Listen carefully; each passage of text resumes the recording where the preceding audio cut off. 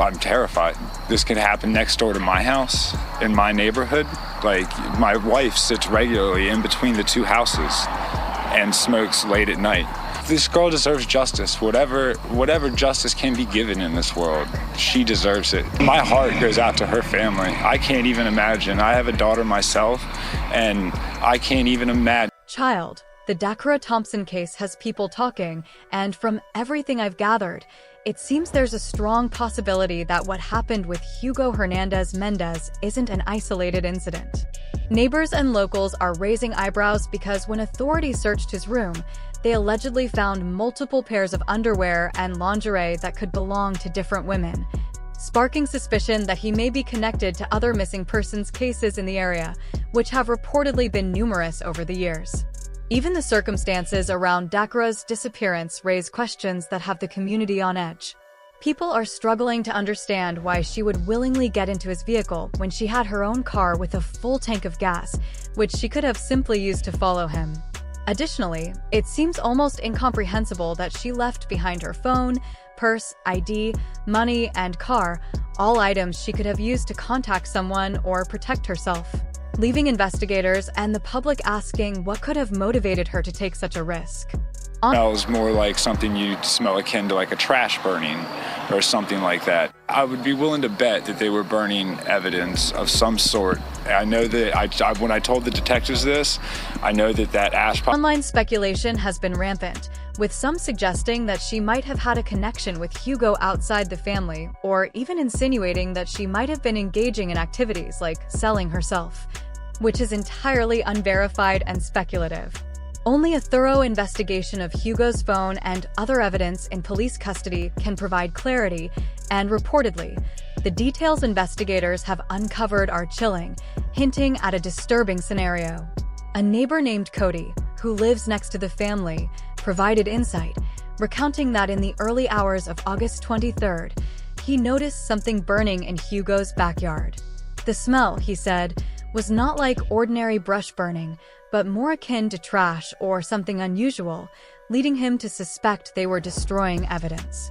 Cody told detectives about an ash pile he saw, noting that it was no longer present when he revisited the scene, suggesting that whatever was burned was removed, possibly to cover up wrongdoing. While Cody couldn't be certain about what exactly was going on, his observations raised critical questions, especially considering that there were other people in the house who should have heard any disturbances. Given that DaCara was reportedly nude when found, it implies that any struggle would have generated significant noise. One roommate even claimed to investigators that they overheard, finding that out now, because we may not be here today if they did what they were supposed to. Heard Hugo and DaCara having intercourse, but strange grunting noises led them to believe that one party might not have been participating willingly. Later, this same roommate observed that Hugo's usual GMC, typically parked out front, was gone that morning, which struck them as odd given that he supposedly didn't work on Saturdays. Two other roommates didn't provide any useful information, saying that their rooms were on the opposite side of the house from where Hugo stayed, and a relative, who is also a cousin of Hugo, expressed shock and disbelief that someone in her family could be tied to such a case. She admitted, however, that Hugo had been acting differently in the weeks leading up to the incident and that she had urged him to come clean if he knew anything. During the investigation, police also brought in her husband and another relative for questioning. The relatives were released, but Hugo remained in custody. To complicate matters further, federal immigration agents arrested her husband the following morning, though the cousin maintained that he had no involvement in DaCara's case and had cooperated fully with authorities. There's speculation that the people living in the house might be withholding information to protect themselves because it seems unlikely they didn't hear anything, especially considering the circumstances of DaCara's death. As for the timeline, Maryland State Police were called on August 31st, just before 5 p.m. about a disabled car along Route 50 in Annapolis, near Route 424 and Route 97, and what officers discovered was far more disturbing: a body lying about 30 feet down from a small bridge over the South River. By September 3rd, Authorities were able to confirm the remains belonged to DaCara Thompson through photos, tattoos, and jewelry, with the family noting that she had severe skull and facial fractures. Her father reported her missing on the evening of August 23rd, saying he last saw her the night before when she mentioned stepping out to get gas and returning soon, but she never came home. When she failed to answer calls, her family tracked the last location of her phone to Jasmine Terrace and Riggs Road in Hyattsville, discovering her car there and notifying police. DaCara was the youngest of 5 siblings, and her family uses the Find My Phone app to share locations. When they checked, the car had been turned off, and the last location was near the intersection mentioned above.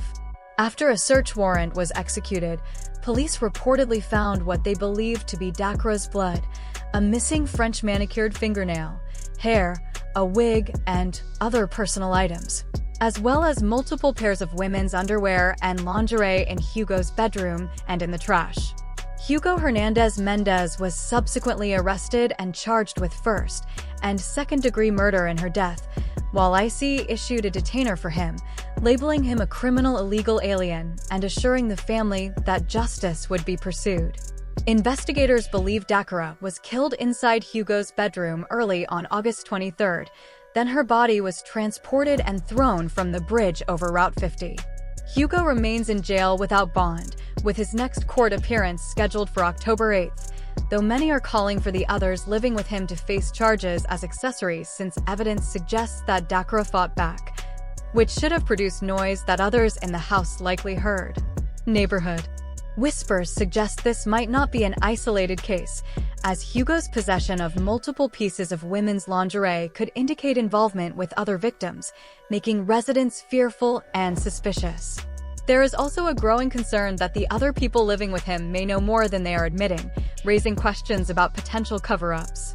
In addition to the murder allegations, Hugo's prior criminal record is worrying. He had been arrested multiple times for driving under the influence, had an open container violation, engaged in reckless driving, and was even caught driving on a suspended license. His disregard for rules, combined with the horrifying allegations in DaCara's case, paints a picture of a man who repeatedly flouted laws and boundaries, which only intensified public anger and concern. Those who knew Hugo and his victims have spoken out, including DaCara's mother, who strongly defended her daughter's character against disparaging social media comments, emphasizing that she was kind, soft-spoken, and a free spirit. She urged the public to approach the case with respect and grace, cautioning against jumping to conclusions about her daughter based on speculation or online commentary. Despite the ongoing investigation, people continue to discuss the broader implications, suggesting that this tragedy should serve as a cautionary tale for young women, while simultaneously acknowledging the possibility that there are more victims connected to Hugo. The speculation about other missing persons, the lingerie and underwear collection, and the strange behavior observed by neighbors contributes to an atmosphere of fear and concern. As authorities continue to dig deeper, the community is left wondering what more will be uncovered, whether other women may be identified through recovered evidence, and how much those living in the house truly know. While the case is ongoing, the combination of Hugo's criminal history, the disturbing evidence found, and the troubling circumstances of DaCara's death has captured public attention, highlighting both the dangers of trusting someone with a history of reckless and criminal behavior and the chilling possibility that this incident could be part of a larger pattern of abuse or violence in the area. Community members remain vigilant and wary, while law enforcement continues its investigation, attempting to uncover the full extent of Hugo's actions and any potential involvement of others who lived with him. The story underscores the complexities of domestic environments where multiple people share a space, the risks posed by individuals with criminal histories, and the importance of thorough investigations to ensure justice for victims and prevent further harm. While social media speculation continues, authorities are urging patience, noting that conclusions can only be drawn once all evidence is properly reviewed and verified. In the meantime, families and neighbors are left processing the horrifying reality of what happened to DaCara Thompson, reflecting on how such a tragedy could have been prevented. and debating what legal and social measures might be necessary to prevent similar incidents in the future. As the investigation unfolds, the community watches closely, hoping for justice while grappling with the implications that Hugo Hernandez Mendez actions may extend beyond this single case, and